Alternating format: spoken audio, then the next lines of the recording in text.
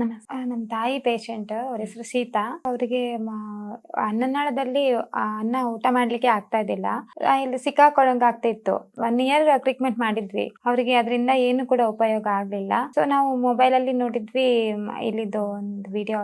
ಹಾಗಾಗಿ ಇಲ್ಲಿ ಬಂದು ವಿಸಿಟ್ ಆದ್ವಿ. ಈಗ 1 ಮಂತ್ ಮೆಡಿಸಿನ್ ಆಗಿದೆ, 45 ಡೇಸ್ ಇಂದು. ಸೊ ಇಲ್ಲಿ ಬಂದ್ಮೇಲೆ ರೈಸ್ ಟು ಫೀಡಿಂಗ್ ಮಾಡೋದೆಲ್ಲ ತೆಗ್ದ್ಬಿಟ್ಟಿದೀವಿ. ಈಗ ಅವರಿಗೆ ಇದ್ರಲ್ಲೇ ಕೊಡ್ತಾ ಇರೋದು, ಬಾಯಲ್ಲೇ ಸಾಫ್ಟ್ ಫುಡ್ ಮಾತ್ರ.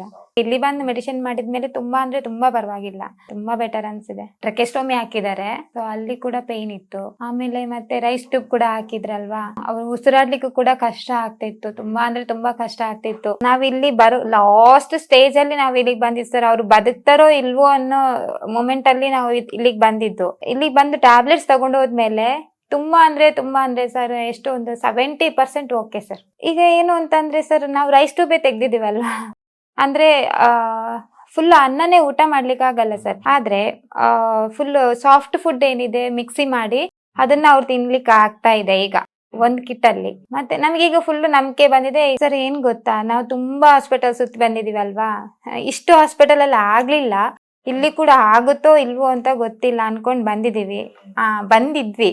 ಆದ್ರೆ ಈಗ ಸರ್ ತುಂಬಾ ಖುಷಿ ಆಗ್ತಾ ಇದೆ.